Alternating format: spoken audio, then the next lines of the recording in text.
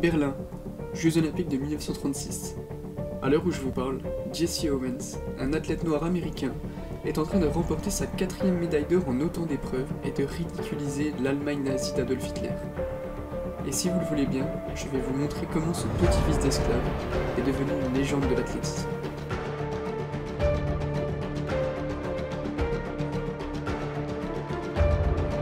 James Cleveland Owens est né le 12 septembre 1913 à Wakeville, une petite ville située dans le comté de Lawrence, en Alabama.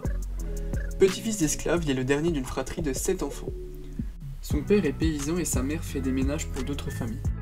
Il ne vit donc pas dans une richesse incroyable, très loin de là. James a la santé fragile et il est souvent malade. Chaque hiver, il est victime de pneumonie et il est très frêle, mais les médecins sont beaucoup trop chers pour lui.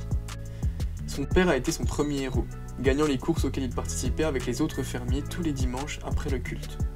Lui et ses frères et sœurs vont à l'école située à 14 km de leur maison, en bus ou à pied, quand ils n'aident pas leurs parents dans les champs.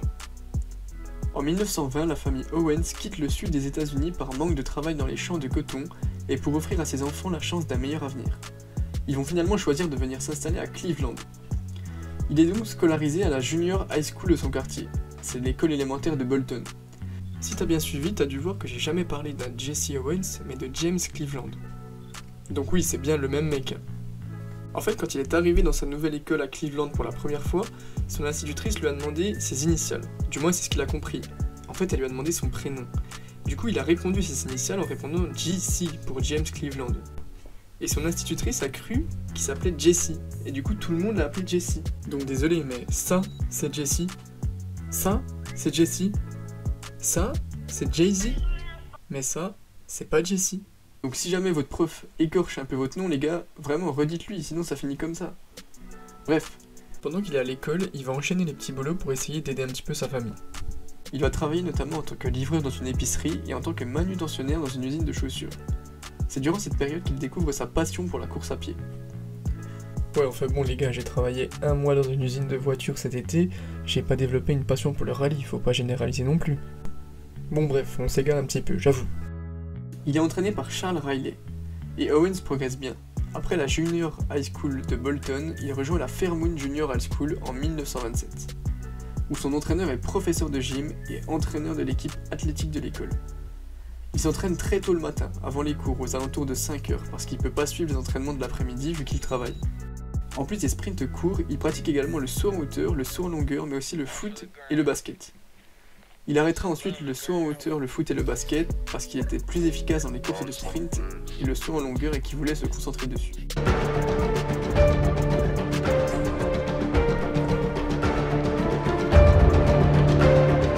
En 1928, il va rencontrer Charlie Paddock qui est un ancien champion olympique et il va discuter avec lui et Charlie Paddock va lui donner une envie folle de faire les JO en lui parlant de ses exploits.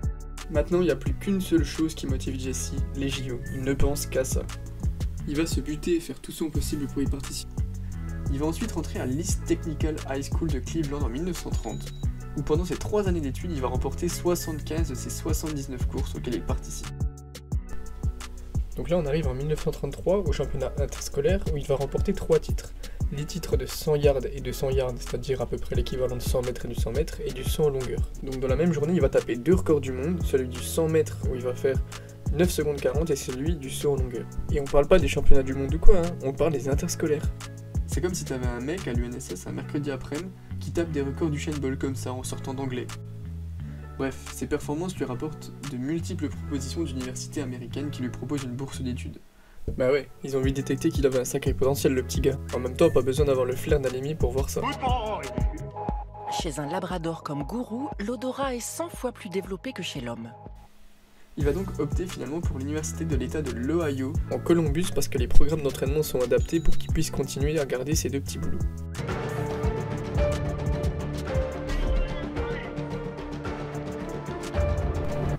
En l'espace d'1 heure, le 25 mai 1935, au championnat du monde de la Big Ten Conference à Ann Arbor dans le Michigan, Jesse Owens bat ou égale 6 records du monde.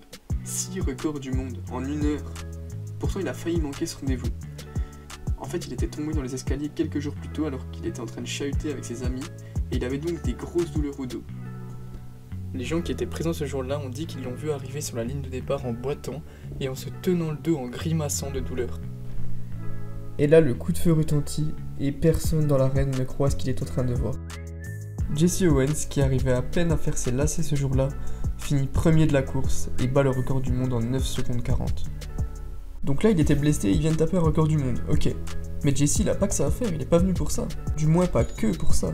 Il va ensuite se présenter au sautoir pour le concours du saut en longueur. Donc imaginez bien que ça c'est 20 minutes après avoir tapé un record du monde de 100 mètres. Il a le temps d'effectuer qu'un seul saut parce qu'il est engagé dans d'autres courses. Il décide donc de tenter le tout pour le tout et il met toute son énergie dans ce saut. Donc pour se chauffer un petit peu, Owens il va aller mettre un papier sous un caillou au niveau du record du monde actuel pour le motiver à le dépasser. Le record à l'époque il était de 7,98 m. Il s'élance, il saute, et là, 8,13 mètres. Il va battre de 15 cm le record du monde du japonais.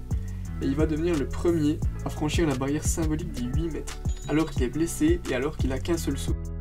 Il va conserver ce record jusqu'en 1960 et les 8,21 m de Ralph Boston, juste avant les Jeux Olympiques de Rome. Donc là on a quand même un mec qui vient de taper 2 records du monde alors qu'il est blessé. Perso j'ai jamais vu ça. Jesse il va pas s'arrêter en si bon chemin, il va se présenter devant la ligne du 200 mètres. Et là je vais vous laisser 3 secondes pour réfléchir combien Jesse Owens a fini à ce 200 mètres. 3, 2, 1, drop it. Tu l'as compris, c'est une victoire, une première place, un record du monde avec 20 secondes et 30 centièmes. Donc là ça fait 3 records du monde en 30 minutes, tu commences à te dire « Ah, il est pas dégueu le petit gars là-bas ». Et là, après avoir battu 3 records du monde, il va rentrer au vestiaire sous les acclamations du public. Non, je déconne, il va faire les 200 mètres haies. Bon, on va pas y passer 20 ans, vous l'avez compris. Il va terminer premier de son épreuve en égalant ainsi ses 4e et 5e records du monde de la journée, aux 220 yards haies, parce qu'aux États-Unis ça se compte en yards, et aux 200 mètres haies avec 22 secondes et 6 centièmes. Tout ça alors que 2 heures plus tôt, son coach songeait réellement à ne pas l'inscrire tellement il était mal. Bon, on récapitule. 15h15, 100 yards, 9 secondes 4, il égale le record du monde. 15h25, saut en longueur, 8m13, il bat le record du monde. 15h34, 220 yards et 200 mètres, 20 secondes 3, 2 records du monde. 16h, 220 yards haies et 200 mètres haies, 22 secondes 6, 2 records du monde. Ça fait une moyenne de 1 record du monde toutes les 9 minutes. C'est pas mal, j'avoue.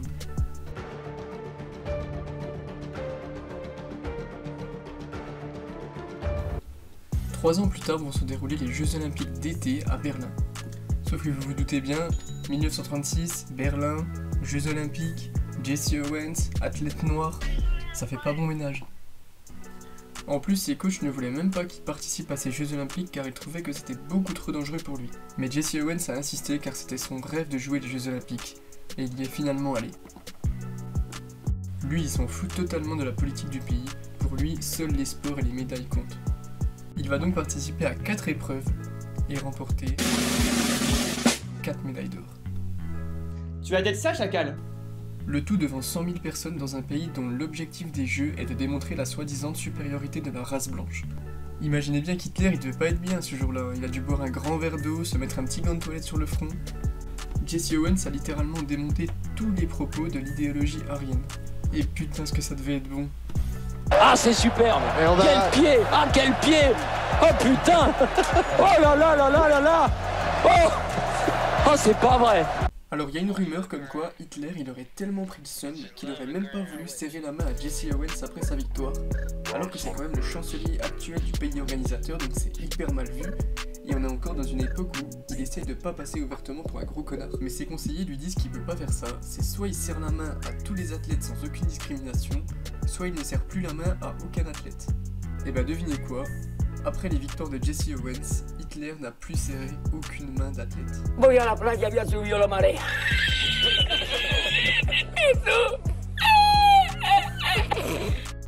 Bref, après tout cela, il est devenu un héros national et c'est devenu une icône dans son pays, parce que sans le vouloir, c'était le premier à avoir humilié Hitler. Il est considéré par certains comme le meilleur sportif de tous les temps, et une chose est sûre, c'est qu'il a gravé à jamais son nom dans l'histoire de l'athlétisme. Bon, tu me la fais pas à moi, t'es confiné chez toi donc t'as zéro excuse pour pas t'abonner et aller voir ma dernière vidéo. Bisous.